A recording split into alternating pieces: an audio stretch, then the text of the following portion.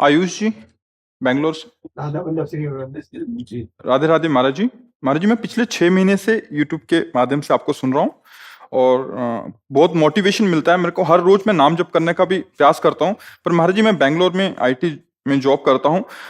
वहाँ मैं 10 से 15 मिनट ही निकाल पाता हूँ और ऐसा भी होता है कभी कभी 15 से 18 घंटे मेरे को काम करना पड़ता है। फिर आके वही विकार, ओवर थिंकिंग, स्ट्रेस आ जाता है। महाराज जी, इतना 15 से 18 घंटे तक जब आप काम करते हैं तो उसके बीच में अगर हम एक एक घंटे में एक बार राधा बोले तो क्या घाटा हो जाएगा?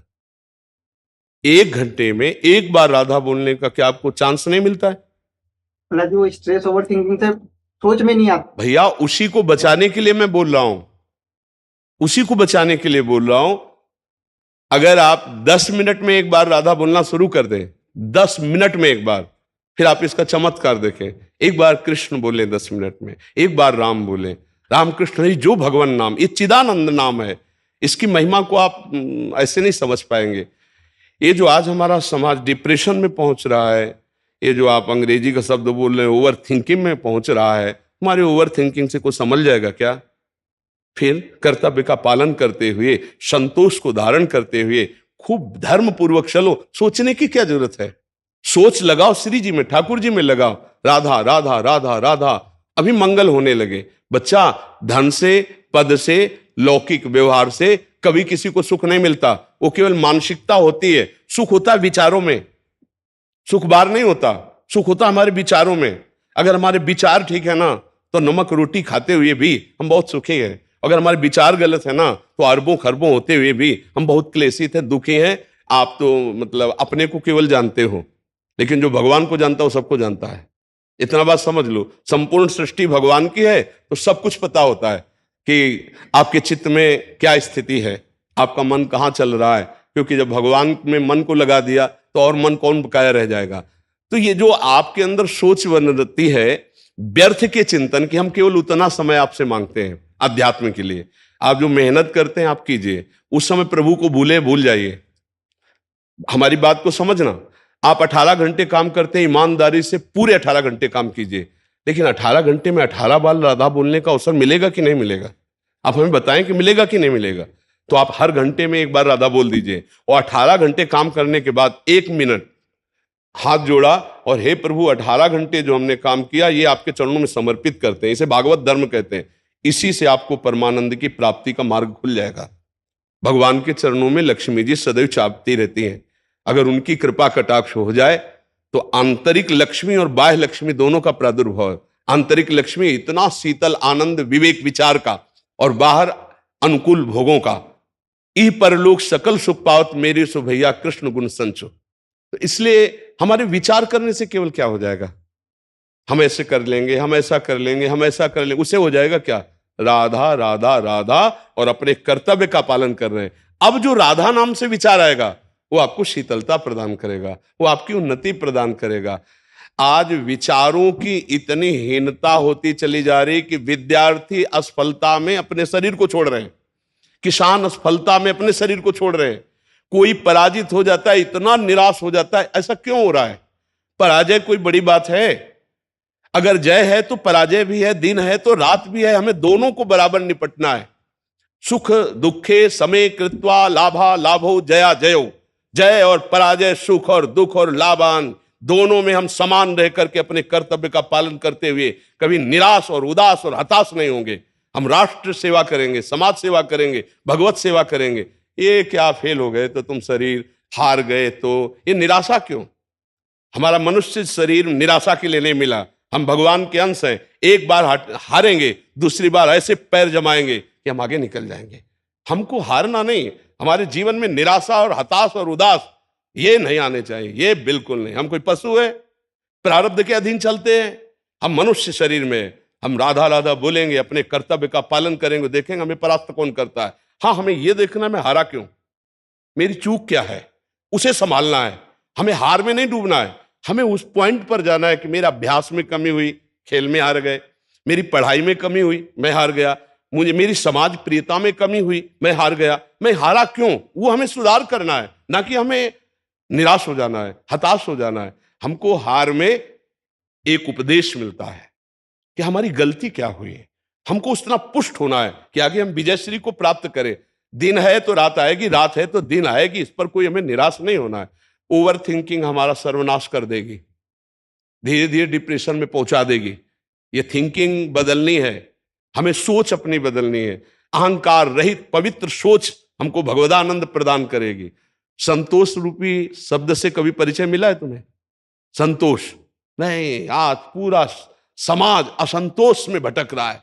कितने भोग भोगने के बाद फिर असंतोष, कितना वैभव चाह मिलने के बाद फिर असंतोष, नाना प्रकार की कुचेष्टाओं के बाद फिर असंतोष। संतोष धन कब आएगा? संतोष कैसे होता है? अगर उसकी जानकारी नहीं है तो दिमाग सबके खराब है। उसी को शांत करने के लिए कोई मदिरा पान करता है, कोई ड्रग्स, कोई नाना प्रकार के व्यसन और कोई नाना प्रकार की गंदी करतूतें करता है। ये नौजवान भाइयों से प्रार्थना है, इनसे शांति मिलने वाली नहीं है। आपका विचार परिवर्तन हो, आप उत्साह संपन्न बने और आप अंदर से दूसरों का मंगल करने की भावना करें, आपको संतोष रूपी धन मिल जाएगा। लेकिन हम दूसरों का शोषण करने की भावना करेंगे तो असंतोष ही बना रहेगा। क्यों हम सोचे ओवर थिंकिंग क्यों करें? उस समय हम राधा राधा जपे ना। कभी गीता जी पढ़ते हो फिर क्या करोगे? ओवर थिंकिंग ही तो करोगे। शास्त्र स्वाध्याय नहीं है, नाम जप नहीं है, पवित्रता नहीं, तो बैल की तरह मेहनत करो। इसके बाद सोचते रहो। माया का काम क्या है? सतोगुण रजोगुण तमोगुण 3 गुण है। सतोगुण का तुमने आश्रय नहीं लिया तो रजोगुण तमोगुण में बहती हुई तुम्हें क्लेश में पहुंचा देगी। इसलिए मेरी प्रार्थना है कि आप थोड़ा शास्त्र स्वाध्याय करें। ना कर पाते हो तो सत्संग सुनिए और नाम जप कीजिए, और जितनी मेहनत करते हो ईमानदारी से सत्यता पूर्वक करके भगवान को अर्पित कर दो। वही पूजा है, तुम्हारी कर्म ही पूजा है। और नाम स्मरण से तुम्हारी बुद्धि पवित्र हो जाएगी, तुम्हें धैर्य मिलेगा, तुम हार और जीत, सुख और दुख और लाभ हानि में समान भाव रख सकोगे, तुम्हारा मंगल हो जाएगा। समझ पा रहे आप? समझ गए? कुछ कहना चाहते हो? महाराज जी, जैसे मैं ना, जैसे 15-20 दिन तक लंबा चलता है ये ऐसा 8-15-18 घंटा का काम, तब आपका सत्संग सुन नहीं पाता हूँ। लेकिन जब भी वो 3-4 घंटा निकाल के सुनता हूँ तो मैं वापस रिचार्ज हो जाता हूँ। हम कह रहे रोज क्यों नहीं, 10 मिनट क्यों नहीं सुनते? राधा राम डेली लेता हूँ। नहीं, 10 मिनट सत्संग सुनिए, दोनों चीजें जरूरी है। समझिए, साधन को हरिभजन है, कै सत्संग सहाय। यार ऐसा कैसे है कि 18 घंटा काम करने में तुम्हें 10 मिनट सत्संग सुनने को नहीं मिलता? आजकल तो ऐसे यंत्र चले, कान में लगा लो, जेब में मोबाइल, सत्संग चल रहा है, अपना काम कर रहे हैं। हमें तो ऐसा काम, दिमाग से हर समय काम करते रहते हो क्या? कान में मोबाइल लगा हुआ है, सत्संग सुन रहे हैं, शरीर से काम कर रहे हैं, क्या परेशानी है? मीटिंग चलती रहती है बैक टू बैक। तो यार क्या 18 घंटे मीटिंग आज तक हमने भारत में किसी की नहीं सुनी कि लगातार 18 घंटे मीटिंग चलती रहे। ए बहानेबाजी मत बता यार, ले ऐसा गलत बात है 18 घंटे। आदित्य गुप्ता जी, राधा वल्लभ शेरवंश महाराज जी, आपके चरणों में दंडवत प्रणाम। महाराज जी, आपसे सदैव विवेक शब्द सुना है, कृपया विवेक क्या है, इसका भगवत मार्ग में क्या महत्व है? कैसे जो सत और असत का निर्णय करने की सामर्थ्य है उसका नाम विवेक है। जैसे हमारे मन में प्रेरणा हुई अमुक वस्तु का हम भोग करें, बुद्धि है और उसमें विवेक नहीं है, तो निर्णय ठीक नहीं हो पाएगा कि ये जो करना है अधर्म है या धर्म है, इसमें दूसरे का हित है या अहित है। थोड़ा सा संकेत होता है कि अमंगलकारी है, अधर्म है, मत करो। अब अगर विवेक है तो उसे रोक लेगा, और विवेक नहीं है तो बुद्धि सलाह देगी इसको इस तरह से ऐसे किया जाए, और वो कर बैठेगा।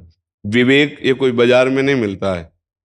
ये बिन सत्संग विवेक न होई, और राम कृपा बिन सुलभ न सोई। होए विवेक मोह भ्रम भागा, तब सब विषय विलास विरागा। बोले सत्संग के द्वारा विवेक होता है, और बोले सत्संग ये भगवान की विशुद्ध कृपा से प्राप्त होता है। पुण्य बल से रुपया मिल सकता है, पद मिल सकता है, नाना प्रकार की भोग सामग्री, यश कीर्ति मिल सकती है, लेकिन विशुद्ध भगवान के मार्ग में चलने वाले जो भगवान से प्रेम करते हैं, जिनके दिमाग में न धन है, न मान है, न कीर्ति है, न किसी तरह का अन्य लाभ है, केवल श्री भगवान है, ऐसे भक्तों का संग केवल भगवान से कृपा, केवल भगवान की कृपा। जैसे विभीषण जी और हनुमान जी का मिलन होता है तो कह रहे हैं, विभीषण जी देख के कह रहे कि जो प्रभु मोहि अनुग्रह कीन्हा, तो तुम आय दर साटे दीन्हा। अब मोहि भाव भरोस हनुमंता, बिनु हरि कृपा मिले नहीं संता। प्रभु की कृपा से संत मिलते हैं और सत्संग से विवेक जागृत होता है। बिन सत्संग विवेक न होई, और राम कृपा बिन सुलभ न सोई। साधु संग महत संगस्त दुर्लभ हो। जो भगवत प्रेमी महात्मा है, देखो साधुता का नाटक कर लेना ये सरल है। 2 घंटे के लिए कोई साधु का नाटक कर सकता है या पूरे जीवन नाटक कर सकता है, लेकिन साधुता के मार्ग पर चलना ये बहुत कठिन है। और ये भगवान जानते हैं कौन कैसे चलता है। तो भगवान जब कृपा करते हैं तो अपने साधु का संग देते हैं, अपने जो भगवान की प्रीति में, जिनके लक्ष्य में पूरे संसार को 3 विभाग में रख दिया गया, एक कंचन, एक कामिनी और एक कीर्ति। पूरे पूरे त्रिभुवन के भोगों को 3 में रख दिया गया है। एक है अर्थ, वित्तैषणा शास्त्रीय भाषा में, और शाब्दिक भाषा में कंचन। एक है पुत्रैषणा सांसारिक भाषा में कामिनी, और एक है कीर्ति, प्रणाम नमस्कार यश कीर्ति नाम आदि हो जाना। इन तीनों से राग रहित जो पुरुष है उसे ही संत कहते हैं। जो 3 मकार पर विजय प्राप्त किए, मदन, मद और मोह। मदन काम, मद अहंकार और मोह शारीरिक ममता। इन पर जो विजय प्राप्त करके निरंतर भगवान के चिंतन में डूबा उसे संत कहते हैं। ऐसे संत के संग से विवेक उत्पन्न होता है, और जब विवेक उत्पन्न होता है तो असत मार्ग का वो त्यागी होता है। असत मार्ग, उससे कभी भूलकर भी पाप कर्म नहीं बन सकता, क्योंकि उसके अंदर विवेक बैठा हुआ है। विवेक जब जागृत होता है तो लोगों का मंगल करता है, लोगों का कल्याण करता है, वो लोगों का शोषण नहीं करता है। जब स्वसुख वांछा होती है, अविवेक, वो दूसरों के द्वारा कैसे मुझे सुख प्राप्त करे, ये राक्षसी बुद्धि उसकी बढ़ती चली जाती है। और जब विवेक होता है तो मेरे द्वारा दूसरों को कैसे सुख प्राप्त हो, ये निर्णय होना शुरू हो जाता है। वो राष्ट्र प्रिय होता है, वो समाज प्रिय होता है, वो भगवत प्रिय हो जाता है, जिसके अंदर विवेक जागृत होता है। अविवेकी कभी दूसरे का हित नहीं कर सकता।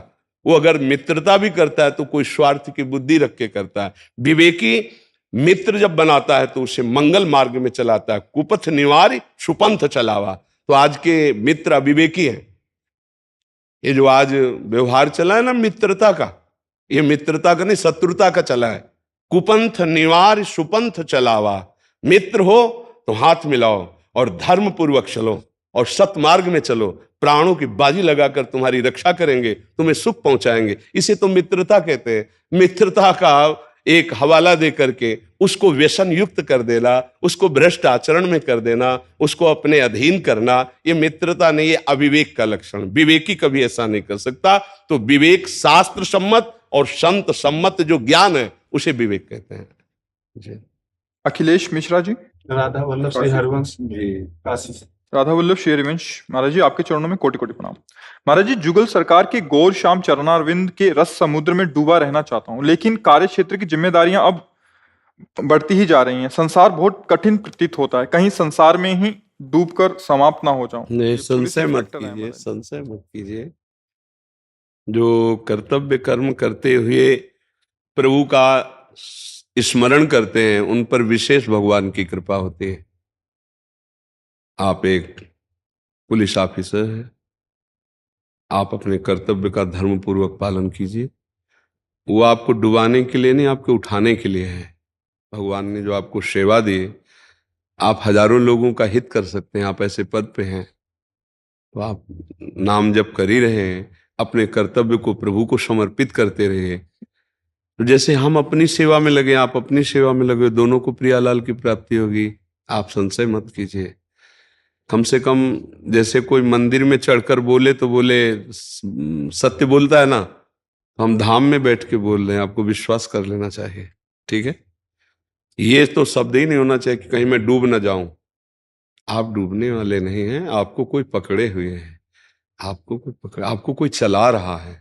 आपका तो जिस भाव से हम कह रहे हैं उसमें बहुत छोटा पद है। चक्रवर्ती सम्राट पद पर अम्बरीश जी हैं, पूरा राज्य चला रहे हैं और भगवान के परम प्रेमी भक्त हैं। तो आप ऐसा ना सोचे कि वो संसार का कार्य मुझे डुबो सकता है। नहीं, हर समय अपने प्रभु के आश्रित हैं और प्रभु की सृष्टि में प्रभु के द्वारा दिया हुआ पद और कार्य कर रहे हैं। तो आप संशय मत कीजिए। आपको ये अनाथ है क्या? नाथ अनाथन हित समर्थ मोहन श्री राधा। श्री राधा माधव के समर्थ चरणों के आश्रित हैं। जो कर्तव्य बने उस कर्तव्य को करते हुए, नाम जप करते हुए कर्तव्य को प्रभु को समर्पित, तो हमारा पतन नहीं हो सकता। हाँ, अधर्म आचरण से थोड़ा डरते रहना है, अधर्म आचरण ना होने पावे। अगर अधर्म आचरण होगा तो आपका विश्वास दृढ़ नहीं हो पाएगा, और बिन विश्वास भगत ही नहीं। अगर विश्वास नहीं तो आपको लगेगा ही नहीं कि मेरी भक्ति हो रही। हित ध्रुव जो विश्वास है तब ही सुधरे बात, ना तरु माया पंथ में फिरे जो टक्कर खात। तो आज तुम वृंदावन में बैठकर ये विश्वास करो कि तुम प्रियालाल के शरणागत हो, अंदर से, वो बाहर से कभी भी हो जाओ, अंदर से विश्वास करो मैं प्रियालाल की शरण में हूं। मुझे जो सेवा मिली राष्ट्रीय, ये भगवान की सेवा है, ये संसार की नहीं है कि हमें फंसा लेगा। ये भगवान की सेवा मानकर हम कम, जब युद्ध भगवान की सेवा हो सकती है तो और तो सब भगवान की सेवा ही है। तो आप निश्चिंत रहो। ऐसा नहीं मैं नौकरी को इस्तीफा देकर एकांत में बाबा जी बनकर भजन करूं तो श्री जी मिल जाएंगे, कुछ ऐसी भावना है क्या? नहीं, ऐसा नहीं है। कर्तव्य पूर्ण करके फिर जब निकलो वो बात अलग कि अपने कर्तव्य का पालन करो। नहीं, कर्तव्य ही भगवान। देखो, बचपन से निकले भगवान के मार्ग में, आज हमें क्या करना पड़ रहा है? क्या करना पड़ रहा है? समाज की सेवा करनी पड़ रही ना, सुबह से लगे, करना ही पड़ेगा। समाज में आयो तो समाज को दे के जाओ, तन मन बौद्धिक तपस्या जो भी है यहाँ दो और फिर जाओ, क्योंकि ये सेवा है। तो आप भी तो सेवा कर रहे हैं और हम भी सेवा कर रहे हैं। तो अगर हम सोचे कि कहीं फंस ना जाऊं तो हमें अपने प्रभु का विश्वास नहीं है। और फंस तब जाऊंगा जब अपनी लक्ष्मण रेखा से बाहर जाऊंगा। जब लक्ष्मण रेखा के अंतर्गत हो तो फांस कौन सकता है? तो फिर हमारा कल्याण पक्का, तो फिर आपका भी कल्याण पक्का, फिर संशय क्या? क्यों? इस पर कोई प्रश्न है आपका? बहादुर बनो। जब आप हमारे हो गए तो फिर आप अपना अधिकार क्यों रखते कि मैं डूब न जाऊं? ऐसा संशय नहीं रखना। हरिवंश प्रताप में जब बैठ गए तो श्री हरिवंश प्रताप नाम नौका निज खेवक, भव सागर सुख तरत निकट हरिवंश जो सेवक। आपको विश्वास हो जाना चाहिए। थोड़ा अभी इस विश्वास की कमजोरी इसलिए लगती है कि आपने पाणी ग्रहण नहीं किया, और पाणी ग्रहण कर लोगे ना तो तुम्हें ठसक आ जाएगी। फिर कोई कहेगा भी कि तुम नरक जाओगे क्या, तो तुम मुस्कुरा के कहोगे कोई फर्क की बात नहीं। यत्र यत्र मम जन्म कर्म भी नारके पर में पदे था। यदि मेरी लाडली मेरे साथ है, मुझे नरक भी भेज दिया जाए, मुझे कोई परवाह नहीं। ये मस्ती आ जाएगी।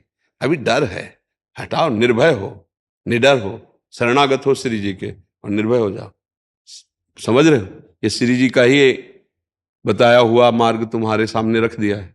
वही बोल रहे हैं, अगर तुम पकड़ पाओ तो निर्भय हो जाओ। गौरी चरणारविंद की शरणागति लाइसेंस युक्त, ऐसे लाइसेंस युक्त हो गए ना वर्दी, ऐसे शरणागत लाइसेंस युक्त हो जाओ और अंदर से ठसक रखो हमारे माई श्यामा जो को राज। फिर क्या बिगाड़ सकता है कोई? इसका मनन करना जो हमने आज कहा, और इस पर कदम आगे बढ़ाओ और निश्चिंत रहो। समझ गए जी? सुमन जी राजस्थान से। कोटि कोटि प्रणाम गुरु जी। महाराज जी आपके चरणों में कोटि कोटि प्रणाम। महाराज जी, भगवत चिंतन में भजन में ज्यादा रम जाते हैं तो संसारिक कार्यों में बिल्कुल भी मन नहीं लगता, जबकि अपना जो कर्तव्य है घर परिवार के प्रति नहीं, बच्चों के ऐसा प्रति नहीं निभाना आप भी कह जरूरी सकते, है। ऐसा आप नहीं कह सकते हैं। अभी कमजोर अभ्यास है इसलिए आप ऐसा कह रही हैं, ऐसा नहीं है। क्योंकि आपका तो बहुत छोटा घर होगा, हमारा बहुत बड़ा घर है। आपका बहुत छोटा परिवार होगा, हमारा बहुत परिवार है। आप भी तो हमारे परिवार में सम्मिलित हैं। आप बैठिए, हम आपसे बात कर रहे हैं। नहीं तो अगर हमारा भजन में मन ना लगे हो तो आप आई किसके प्रभाव से? और अगर आपसे हम बात कर रहे हैं तो इसका मतलब हम सब सेवा कर सकते हैं भजन करते हैं। जब युद्ध हो सकता है, मामुनिस्मर युद्ध से, तो हर कार्य हो सकता है। ये हम थोड़ा अगर भावना ऐसी करेंगे कि हमारा मन फिर, तो ये हमारी कमजोरी है। हम 1 बजे रात्रि से लगे हैं और 10 सवा 10 बजे तक तो आप लोगों के बीच में ही तो लगे हैं। तो क्या हम भजनहीन हैं इस समय? अगर हम भजनहीन हैं तो फिर हमारे जीवन का मतलब क्या रहा? हमारे जीवन का मतलब क्या रहा? इसका मतलब हम भजन करते हुए सब कार्य कर सकते हैं। जैसे आप कह सकते हो कि आप हमसे बात कर रहे हो तो भजन कैसे कर रहे हो? दिमाग में जो नाम है वो ऐसे राउंड मार रहा है,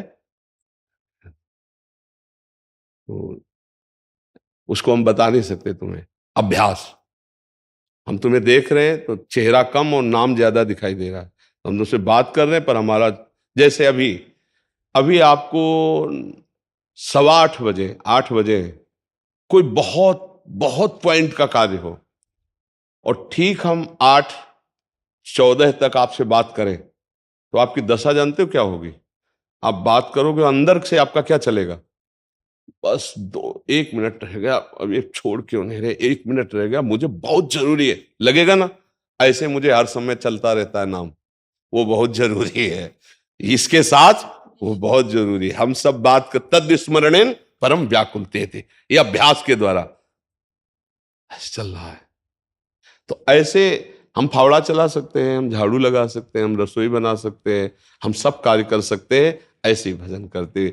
ये अगर आप बात करोगे तब तो फिर सब गड़बड़ हो जाएगा, फिर कोई भजन करना ही नहीं चाहे, क्योंकि संसारिक काम रुक जाएंगे। तो चक्रवर्ती सम्राट होते हुए अम्बरीश जी भगवान की इतनी ऊंची भक्ति कर रहे हो, सम्राट है, इसका मतलब कार्य हो सकता है, कार्य होते हैं, आचार्यों ने किया है, बड़े बड़े महापुरुषों ने किया है। इसलिए मुझे लगता है अभ्यास की, किसका प्रश्न था? अभ्यास की कमी है, इसलिए ऐसा नहीं।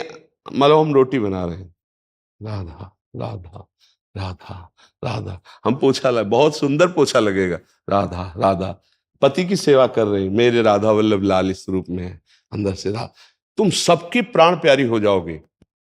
क्योंकि भजन करते हुए जब सेवा करो सबको सुख मिलेगा, सबको आनंद मिले। वो कच्चा साधक होता है जो कहता है हम तो भजन करें, ये सब संसारिक काम है, ऐसा नहीं। देखो, एकांत गुफाओं में भजन करने वाले को भी समाज में उतारा भगवान ने, बड़े बड़े सिद्धों को उतारा, क्योंकि यहाँ सेवा करके जाना पड़ेगा, यहाँ का अन्न खाया है और उससे भजन किया है, तो जो अनुभव हुआ है यहाँ के लोगों को दो और फिर जाओ यहाँ से। ऐसा कोई भी महापुरुष नहीं है जो गुफा में भजन करके मर के चला गया, शरीर छोड़ के। गुफा से उसे समाज में आना पड़ा, समाज में अपने अनुभव और कल्याण करो समाज का, क्योंकि समाज का वस्त्र और अन्न खाया है, समाज में पैदा हुए हो, समाज से जिए हो, तो भले एकांत में हो, आओ और समाज का कल्याण करो, फिर यहां से जाओ। तो सेवा तो करनी पड़ेगी सबको, बड़े बड़े सिद्धों को करनी पड़ेगी, सिद्ध महापुरुष नहीं, आज इस गांव में कल उस गांव में प्रवचन कर रहे हैं, सत्संग कर रहे हैं, पर उनके द्वारा कल्याण होता है। जो अगर ये ऐसा है तो फिर वो धंधा दूसरा हो गया, वो बात अलग हो। केवल जन कल्याण, उदर पोषण के लिए अन्न और जन कल्याण के लिए बड़े बड़े कीर्तन, कथा, अनुष्ठान, जगत मंगल के लिए वो बिरले महापुरुष होते हैं। तो इसलिए आप ये बात तो कमजोरी वाली है कि हम भजन की तरफ तो हमारा मन नहीं लगता, ऐसी कमजोरी। सपने में भी नाम जाप दे गए थे हम लोग को 5 दिन। हाँ, तो खूब नाम जप करो, नाम जप करो, हाँ खूब नाम जप करो। श्री किशोरी जी ही, जैसे कोई कहता है कि बाबा आप हमारे सपने में आए, हम आपसे सच्ची कहते हैं, हम नहीं आए। ये शरीर, ये जीवन किशोरी जी का है। अगर आप इस शरीर से थोड़ा भी प्यार करते हैं तो मानो किशोरी जी से प्यार कर रहे हैं। आपके स्वप्न में मानो शरीर आए तो किशोरी जी नहीं किया, हमारा कोई अस्तित्व तो नहीं रह गया है। जैसे एक व्यक्ति का अस्तित्व होता है ना, ये व्यक्ति का अस्तित्व तो नहीं है इस समय, मतलब केवल यंत्र है और छुपा हुआ यंत्री काम कर रहा है। इस शरीर के पर्दे में छुपा हुआ यंत्री काम कर रहा है, बाहर यंत्र दिखाई दे रहा है, एक पुरुष शरीर बाबा जी, वो अंदर बैठा हुआ यंत्र काम कर रहा है। समझ पाओ तो समझ पाओ, तुम्हारे स्वप्न या जागृत या तुम्हारे सामने, ये आज नहीं कल तुम समझ जाओगे। जब ये चीज अपहरण हो जाएगी तब तुम्हें लगेगा कि क्या हमारे को समाज में दिया गया था और वो क्या थे। अभी क्या माया का ऐसा पर्दा होता है ना कि सामने समझने नहीं देती। ये जो अभी उदय हुआ है ना कुछ समय से, ये केवल श्री जी का प्रताप उदय हुआ, जो लूट पाए लूट पाए। बस इतना समझो, ये ऐसी बाजार है कि ज्यादा दिन नहीं टिकेगी, बस लूट पाए तो लूट पाए, अपना काम बना ले, नहीं तो गाड़ी छूट गई। गाड़ी है स्टेशन पे है, फटाफट चढ़ जाओ, नहीं तो छूट गई। अभी प्रेमानंद नाम की गाड़ी, ये केवल जगत मंगल के, हम तुमको खुली बात कह रहे, जगत मंगल के लिए केवल लगाई गई हूं। मरे हुए शरीर को जिंदा केवल जगत मंगल के लिए रखा गया है। अंदर जो है वो केवल भागवतिक शक्ति काम कर रही, मरे हुए शरीर में एक दिव्यता कंट्रोल कर रही है, वही हाहाकार मचा है, वो अलौकिक सत्ता काम कर रही है खुला। अब लूट पावे तो लूट पावे, जिसको लूटना है वो लूट लेगा और जिसको गंवाना है वो गंवा भी देगा। अरे यार, सब नौटंकी नाटक माया का। ऐसा भी हो सकता है, अगर 1000 श्रद्धा करते तो 100-200 में तो ऐसी दृष्टि आ ही जाएगी। हाँ, तो जिसको लूटना है उसे लूट लेना है, और जिसको गवाना है वो गवा देगा। हाँ, ये बिल्कुल खुली बात है। भगवान की कृपा से इस मार्ग में चला जा सकता है। सुकरदास जी उड़ीसा से। श्री हरिवंश महाराज जी। हाँ जी। श्री हरिवंश महाराज जी। गुरुदेव भगवान, मैं पिछले 25-30 दिन से श्री जी के भजन में मेरी रुचि थोड़ी कम हो रही है। नाम जप में भजन के नाम से ही मन डर जाता है और उदास हो जाता है। महाराज जी, आपकी दी हुई नियमावली की 11 माला की संख्या भी जैसे तैसे पूरी कर पा रहा हूँ। हे गुरुदेव, मेरे से कहीं ना कहीं कोई अपराध बना है, मैं माफी मांगता अपराध, हूं। देखो, अपराध बना होता तो कर ही नहीं पाते। वैष्णव अपराध फिर भजन करने ही नहीं देता। ध्रुवदास जी ने कहा, कबहू तो थोरो भजन कबहू होत विशाल, मन को धीरज छुटे नहीं गहे न दूजी चाल। 3 गुणों का प्रभाव होता है, सतोगुण, रजोगुण, तमोगुण। ये क्रमशः बदलते रहते हैं। कभी कभी उपासक का मन भजन में बहुत लगता है और कभी नहीं लगता है। ये स्वाभाविक सबका है, कोई किसी एक का नहीं है। पर कह रहे गाहे न दूजी चाल, पर हमारा मन भजन में नहीं लग रहा है तो हम गंदी बातों का चिंतन नहीं करेंगे, गंदी बातें देखेंगे सुनेंगे नहीं, गंदी बातें करेंगे नहीं, तो थोड़े समय में वो पुनः आ जाएगा, पुनः भाव हमारा बदल जाएगा, वो स्थायी नहीं है। और दूसरी बात है कि खान पान की गड़बड़ी से कभी कभी ऐसा हो जाता है कि अगर हमारा अशुद्ध भोजन हो गया तो भजन में अरुचि होने लगती है, तो वो देख लो। तीसरी बात यह है कि भजन के प्रति मन में प्रियता ना होने के कारण और विषय प्रियता होने के कारण वो भयभीत करता है कि अगर भजन में लगे तो विषय छूट जाएगा। तो वो एक मन अलौकिक भय देता रहता है। यही भय मिटाने के लिए तो सत्संग किया जाता है कि हमारा मन निर्भय होकर भजन में लगे। मन कई तरह के भय उपस्थित करता है क्योंकि वो विषयी रहा है, और अब भजन में लगने के लिए जब हम, तो एक घबराहट सी पैदा होती है, एक भय सा लगता है, ऐसा लगता है विषय छूट जाएगा। तो मन को भजन के द्वारा हम मारते हैं, तो मन कैसे मरना बर्दाश्त करेगा? तभी साधु संग के बिना सदगति नहीं होती, भजन नहीं होता। ये जो बात कही गई, भजन न होई संग बिनु, क्योंकि साधु संग से एक उत्साह होता है और फिर हम नवीन भजन में लग जाते हैं। नहीं तो मन हमारा हमको भजन से हटा देगा। इसकी रुचि नहीं भजन में, इसकी भोगों में रुचि। मना कष्टान इंद्रियाणि प्रकृति स्थान कर सती। भजन करने के बाद मन यही कहेगा कि मनोरंजन करो, और इसी को मारना है हमको। मारने का मतलब जीवित मर जाए उलट आप में समाये, यही है दिलगिरी। जो मन विषयों की तरफ जा रहा है उसे भगवान की तरफ लगाना है। सावई मना कृष्ण पदारविंदयो। अब उसको जब हम भगवान की तरफ लगाते हैं तो विषय छूटता है, अब उसमें घबराहट पैदा होती है। तो उसकी घबराहट को हम अपनी घबराहट क्यों मान रहे हैं?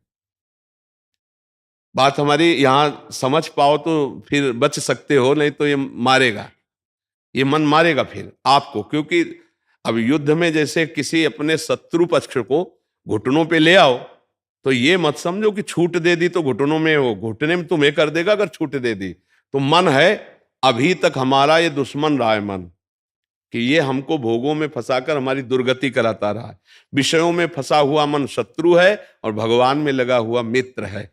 अब इसके शत्रु पक्ष को हम रौंद रहे हैं जो विषयों में लगा है। अब वो आपको रौंदेगा अगर होश में नहीं रहे। भजन छूटा कुसंग हुआ कि ऐसी जगह फंसा देगा कि आपका भजन सब नष्ट हो जाएगा, भजन करने की वृत्ति ही चली जाएगी। इसीलिए सत्संग की महिमा है। भगवत प्राप्ति कैसे होती? बोले साधन को हरि भजन है कै सत्संग सहाय। जैसे 2 पंखों से पक्षी आकाश की यात्रा करता है, ऐसे साधु सत्संग और भजन, इन 2 से परमार्थ की यात्रा होती है। अगर सत्संग ना मिले तो भजन में अरुचि पैदा कर देना मन का स्वभाव है। सत्संग में एक नया उत्साह बनता है। अब यहां देखना है कि मन जो घबराहट पैदा करता है वो आप में नहीं, मन में घबराहट पैदा हो रही। आप उसके दृष्टा हैं। जब आप दृष्टा बनेंगे तो आप बच जाएंगे, और अगर आप भोक्ता बन गए कि मेरे में घबराहट पैदा हो रही, तो फिर आप मन के अनुसार चलने लगेंगे पक्का। इसीलिए भगवान ने गीता जी में कहा, यम ही ना व्यथ्यंते ते पुरुषम पुरुषर्षभ। जो इस मन के द्वारा दी हुई व्यथा से व्यथित नहीं होता, कौन? जो दृष्टा भाव में होता है।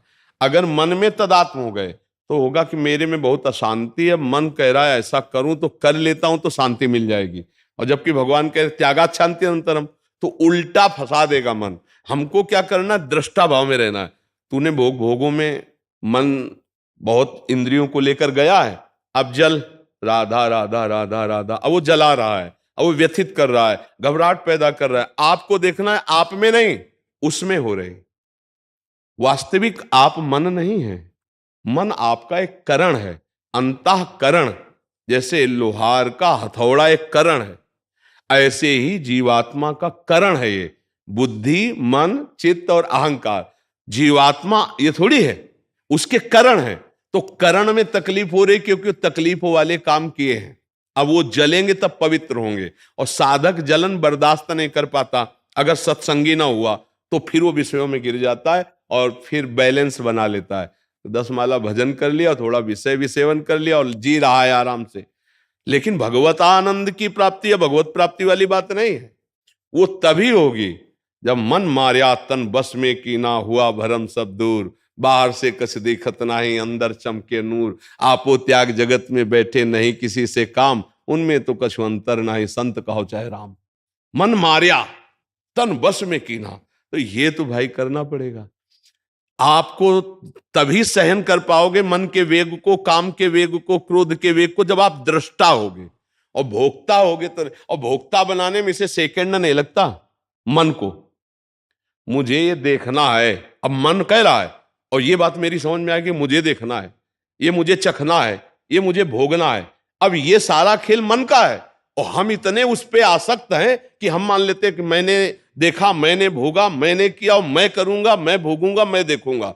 ये संसारिक है और वो साधक है जो ये देख रहा है कि मेरे मन में क्या हरकत हो रही, तो ये सही है या गलत। गलत है तो नहीं नहीं नहीं, और सही है तो हाँ, हम तुम्हारा सहयोग करते हैं। बस इसी निर्णय से साधना उसकी अध्यात्म की आगे बढ़ जाती है। अब 15 दिन मेरे लिए कोई सदगुण आ ही नहीं पाता है, ना मैं दुलार कर पा रहा हूँ श्री जी को पहले जितना दुलार। कोई बात नहीं, तुम चिंता मत करो, बस गलत मत करना। गलत ना होने पावे ना तो आगे स्थिति बदल जाएगी। आप चिंता मत करो, ऐसा बहुत बार होता है। ये ऐसे तो मन कोई छोटा मोटा देवता थोड़ी है। हाँ, गोस्वामी तुलसीदास जी कह रहे, हौ हार्यो कर जतन विविध विध अतिशय प्रबल अजय, तुलसीदास बस होई तबे जब प्रभु पेरक बर जाए। प्रभु डांट दे तो हम कभी कभी प्रभु से रोएं, कभी कभी प्रार्थना करें कि नाथ आप हमारे मन को अपने चरणों में लगा लो।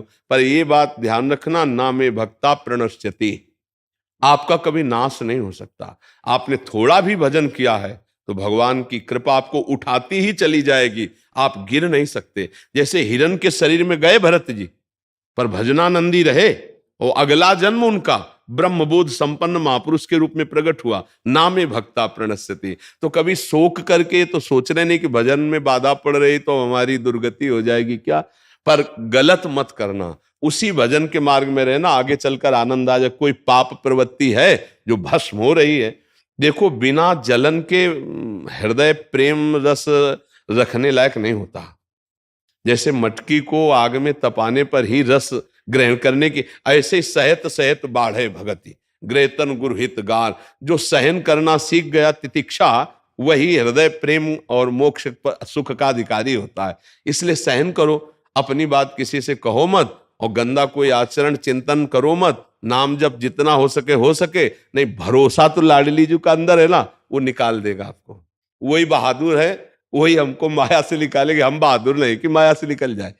बहुत फिसलन है माया में, बहुत फिसलन। आप जैसे रो रहे हो ना, ऐसे सबको रोना पड़ा है। अगर कोई निकला है तो बिन रोए किन पाइया प्रेम प्यारा मीत, माया ऐसी नहीं कि ऐसे बख्श दे। आप बहुत कठिन है माया से पार होना। भगवान का नाम लेके, भगवान की प्रार्थना करके, भगवान की सेवा करके, भगवान के भक्तों का दुलार करके इस माया से पार हुआ जाता है। और चिंता मत करो, आप शरणागत हो। प्रभु का एक स्वभाव है कि अपने शरणागत का कभी पतन नहीं होने देते, ये स्वभाव है भगवान का।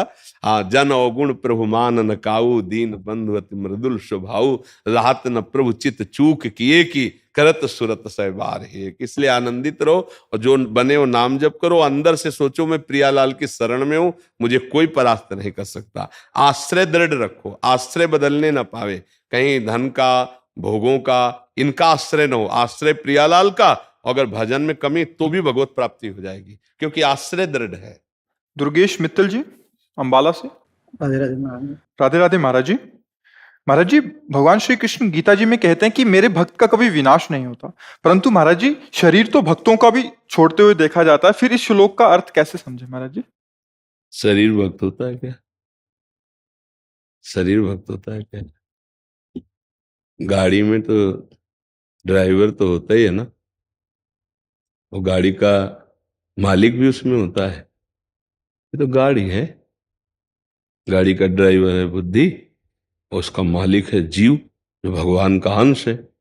जो जीव इस शरीर रूपी गाड़ी को बुद्धि के द्वारा प्रेरित करके माया में ले जाता है, वो अभक्त होता है, और जो भगवान की तरफ ले जाता है वो भक्त होता है। तो भक्त भगवान को प्राप्त होता है, गाड़ी छूट जाती है। ये तो शरीर एक वाहन है भगवत प्राप्ति के लिए, यात्रा के लिए। अब इस वाहन को किधर ले जाते हो तुम? वैश्यालय ले जाते हो कि मदिरालय ले जाते हो, कि आप इसे किसी भक्त के यहाँ या भगवान के मंदिर ले जाते हो? अब ये आपकी बात है। तो इस गाड़ी को छोड़ना क्या भक्त के नाश की बात सोचते हैं क्या? गाड़ी अगर मौके पर पहुंच गई घर में, और मालिक उतर कर अपने घर चला गया और गाड़ी में आग लग गई, तो मालिक का कुछ बिगड़ गया क्या? वो तो अपनी मंजिल में आ गया। तो भक्त का मतलब जो भगवान से तदात्म को प्राप्त हो रहा है, भगवत चिंतन परायण है। भक्त किसे कहते हैं? जो हर समय भगवान के चिंतन में है। अब उसका काम हो गया ना। मानव शरीर का लक्ष्य क्या है? निरंतर भगवान का चिंतन करके भगवान की प्राप्ति करना। अब अगर वो भगवान का भक्त हो गया, और भगवान कहते हैं नामे भक्ता प्रणश्यति, मेरे भक्त का नाश नहीं होता, तो शरीर का नाश होता, भक्त का नाश कहाँ होता है? समझ रहे ना? जो जीवात्मा है वैसे भी उसका नाश नहीं होता। नैनम छिन्नन्ति शस्त्राणि नैनम दहति पावका न चैनम क्लेदिन्त्यापो न शुष्यति मारुता, पर उसको नाश कहा गया है। कैसे?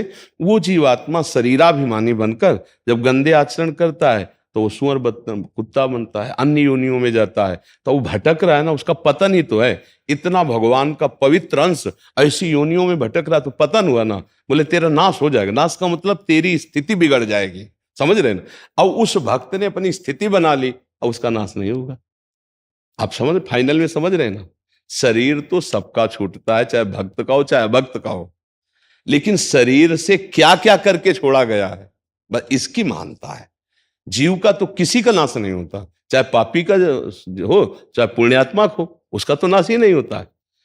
तो जहां जो भगवान कह रहे नामे भक्ता प्रणश्यति, अर्थात जैसे भजन कर रहा है और भजन पूरा नहीं हुआ और शरीर छूट गया, तो अब उसको दिव्य शरीर मिलेगा, उत्तम कुल में जन्म मिलेगा, भागवतिक संविधान मिलेगा, सब सुविधाएं मिलेंगी। फिर वहां से भक्ति करके वो भगवान को प्राप्त हो गया।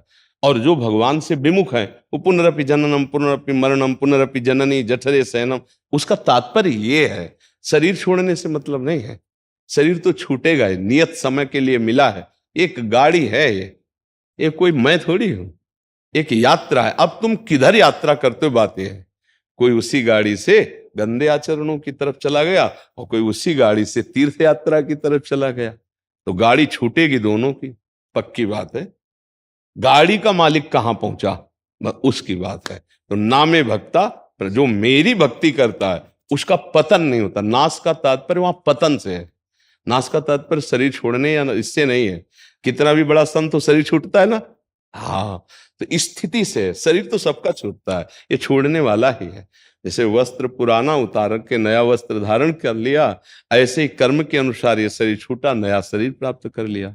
लेकिन जो भगवान को प्राप्त हो गए, अब उनको नया शरीर नहीं मिलेगा, और भगवान के धाम में भगवान की सेवा में अब ये भौतिक सांसारिक शरीर नहीं मिलेगा। तो दो भाव से समझना है कि अगर उसका भजन नहीं पूरा हुआ तो उसको कुलवानों के यहाँ, धनवान श्रीवानों के यहाँ भक्ति संपन्न घरों में जन्म होगा, और पूर्व जो भजन का संस्कार वो उठेगा और वो भगवान को प्राप्त हो जाएगा। उसका पतन नहीं हो सकता। और तीसरी बात, यदि वो भजन मार्ग में चल रहा हो, कहीं गलत हो गया है, तो भी उसका नाश नहीं होगा। उसका नाश नहीं होगा। भगवान उसके पाप को क्षमा करके, जन अवगुण प्रभु मान न काऊ, दीन बंधु अति मृदुल स्वभाव, भगवान उसके पाप को क्षमा करके, हम तो हम सर्व पापेभ्यो मोक्ष श्याम, उसका मंगल करेंगे। क्योंकि भगवान की शरण में भले चूक उससे हो गई है, रात न प्रभु चित चूक किए की, करत सुरत सह बार ही की। तो मंगल भवन है, मंगल ही मंगल होगा, नामे भक्ता प्रणश्यति। और भगवान आगे जो कहे श्लोक में उसको समझो, क्षिप्रम भवति धर्मात्मा, काय नहीं, जब मेरी कृपा हो जाएगी तो बहुत जल्दी वो धर्मात्मा महात्मा बन जाएगा। अब फिर क्या चिंता की बात है। बात यह है, शरीर छूटने को तो सबका छूटता है, सिद्धों का नहीं छूटता क्या? छूटता है ना, बड़े बड़े सिद्धों का शरीर छूटता है। तो शरीर तो छोड़ने वाला है, छूटने वाला है ही, आज नहीं तो कल छूट जाएगा। किसी का भी शरीर हो, चाहे पापी हो, चाहे पुण्यात्मा हो, चाहे महात्मा हो, चाहे दुरात्मा हो, शरीर तो एक समय के लिए मिला, वो छूट ही जाएगा। आप समझ पा रहे?